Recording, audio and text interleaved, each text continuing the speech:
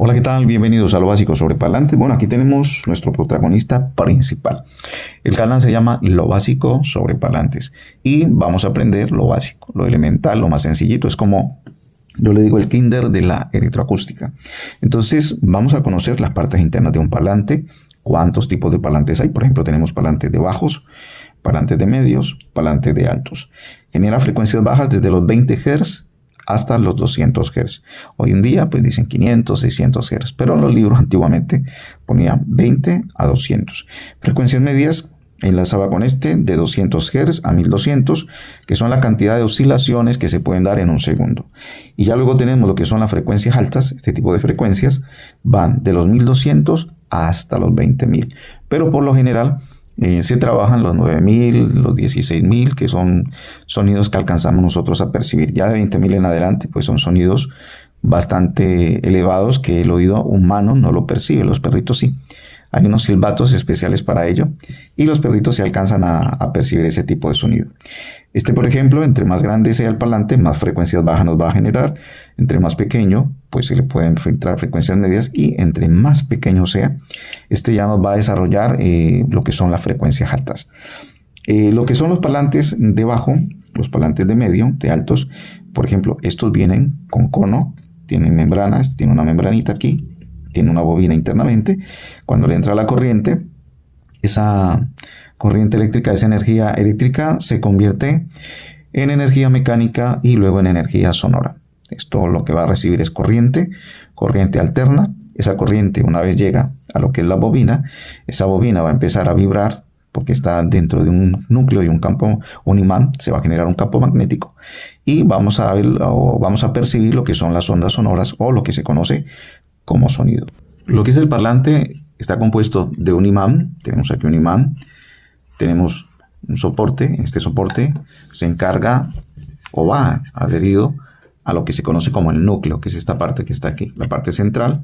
Y esta abertura que tenemos aquí, que es donde entra la bobina y genera un movimiento, esta abertura se conoce con el nombre de entrehierro. Hay imanes, por ejemplo, este está descubierto, tiene un blindaje, lo cual evita que cuando esto se coloque en algún lugar, o al menos el campo magnético, no se pierda. Porque el imán tiene la tendencia de ir disipando, irse perdiendo. Si lo ponemos junto a lugares metálicos, eso se va a imantar y va a perder magnetismo. También tenemos lo que se conoce como la araña o el spider, que es esta que está aquí. Esto trabaja en conjunto con esta otra parte que tenemos aquí, que se conoce como suspensión. Ellas lo que hacen es centrar la bobina y también limitar el desplazamiento y la entrada del cono. Porque cuando a esto le entre la corriente, este cono va a empezar a oscilar, va a empezar a mover hacia afuera y también se va a empezar a contraer. Tenemos la bobina, que es esta que tenemos aquí adentro.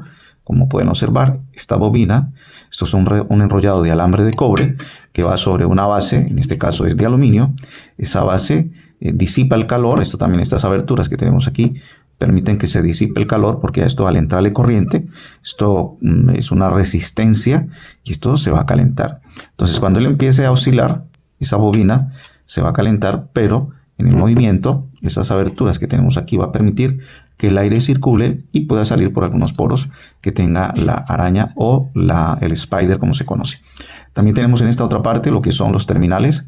Esto tiene un positivo, tiene un negativo. Por lo general, el más ancho es el positivo y el más angosto es el negativo. Aquí vienen los cables que salen del terminal del altavoz, ¿vale? Del bafle.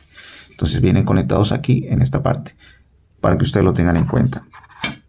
¿Qué más tenemos aquí? Tenemos lo que es el tapapolvo o cubrepolvo. Esto lo hay de diferentes tamaños y esto lo que hace es evitar que a esta parte del entrehierro le entre basura, suciedad, mugre. Porque si le llegase a entrar una partícula, puede afectarnos el sonido y puede dañarnos esa calidad sonora que nosotros andamos buscando. Lo que son las bobinas de los parlantes, para poder conectarse con los terminales, tienen unas cuerditas que se conocen como riendas, que son estas. Estas cuerditas la tiene este tipo de bobina. Si es un tweeter, trae también aquí sus riendas, sus cuerditas. Lo que son este tipo de membranas, traen esto que se conecta con los terminales del parlante, para que lo tengan en cuenta. Estas trencillitas o estas rienditas, cuando salen de la bobina, ellas conectan aquí en esta parte, estos puntos de soldadura. Estos son puntos de soldadura que ya están recubiertos con un tipo de pegamento, y lo cual permite que esto esté fijo. Porque si estas riendas nosotros las soldamos y las dejamos libre, al oscilar el cono, la tendencia es a cuartearse, a romperse en un punto. Aquí conecta con los terminales y tenemos internamente este tipo de cuerditas que se conoce como trencilla o rienda, le llamamos en algunas partes. Ella lo que hace es comunicar. Son trencillas, son cobre entrelazado con unos hilos, porque al darse el movimiento, si es solo el cobre y esto empezamos a darle movimiento, esto en cualquier momento se parte. Mientras que con la mezcla que se ha hecho ahí entre un hilo y entrelazados varios va a permitir que esa rienda esté en perfectas condiciones con la oscilación y no se nos vaya a romper en ningún instante. Este es el núcleo. Esto tiene que quedar bien centrado. La bobina tiene que flotar. Esta bobina tiene que flotar dentro de ese núcleo y no puede rozar ni con estos anillos superiores ni con el núcleo, ya que si llegase a frotar, esto nos puede generar una distorsión. También es muy importante saber que estas bobinas tienen una altura. Cuando uno pone una bobina, esto tiene una altura y nosotros no la podemos poner ni muy abajo del núcleo ni muy arriba del núcleo. Si la ponemos demasiado abajo del núcleo, nos va a generar más bajo y puede llegar a golpear con la base del núcleo. Si la ponemos demasiado arriba, puede sonar un poquito más fuerte, puede generarnos otro tipo de frecuencias y la tendencia es a que esta parte que queda sobrepuesta tiende a recalentarse. Ustedes pueden hacer la prueba, ustedes mándenle sonido a un parlante, sáquenlo y déjenlo un ratito así nomás para que vean que esto se empieza a recalentar. Entonces, si lo dejamos demasiado y él no entra dentro de ese núcleo, supongamos que lo dejamos demasiado alto y solamente de aquí hacia abajo entra el núcleo, esta parte de arriba se nos puede llegar a recalentar y no queremos eso, para que lo tengan en cuenta. La suspensión es muy importante, ya que la suspensión también nos da la característica del parlante.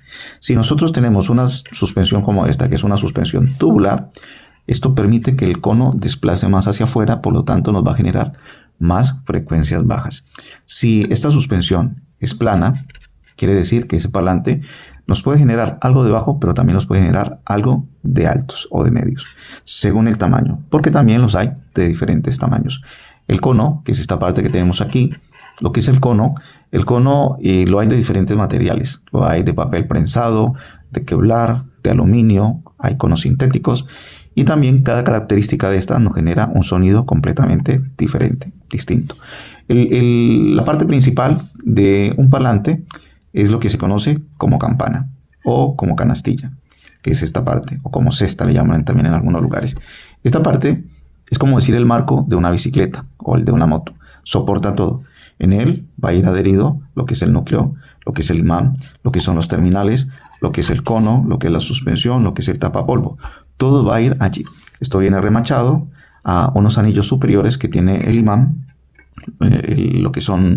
que van pegados al imán. Algunos vienen atornillados, pero en este caso viene remachado para que lo tengan en cuenta.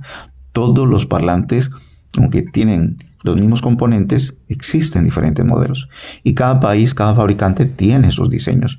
Por lo tanto, no vayamos a generalizar unos con otros, porque cada uno tendrá sus características y su modo de uso. ¿Para qué lo vamos a utilizar?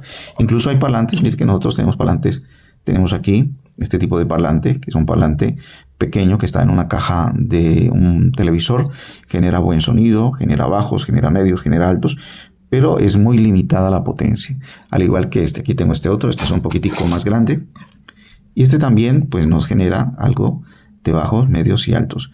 La ventaja y la desventaja. La ventaja es que lo podemos poner en espacios pequeños, viene para una sala pequeña, podemos aprovechar bien el sonido, y la desventaja pues que no se puede usar en mucha potencia. Este tipo de parlantes se conoce como parlantes elípticos. Y estos tipos de parlantes pues les falta lo que tiene este, que es esta parte redonda, ¿no? Por ello su bajo es muy limitado, ya que al faltarle esta parte de aquí pues no va a desplazar tanto aire. Son buenos porque ocupan poco espacio y también pues nos generan una calidad sonora impresionante. Tenemos también lo que son los parlantes de frecuencias altas. Los hay de bobina, los hay con piezoeléctrico internamente. Estos generan mejor calidad sonora que estos. Sin embargo, por economía se utilizan bastante estos. Son como los más comunes, los más comerciales. Internamente pues llevan una bobinita como esta que es bastante finito, el alambre bastante delgado, pero genera un sonido increíble, un sonido impresionante. Como pueden ver, las estructuras son distintas, tienen cúpula, este también tiene cúpula, este es de un material bastante sensible, este ya es un material bastante rígido, sin embargo la calidad sonora es buenísima. Aquí tenemos otro, este ya es un poquitico más grande, completamente distinto, diferente, pero también nos genera frecuencias altas. Este lo tenemos ya con un material también distinto. Entonces, todo es muy variable, no es estándar todo, ¿no?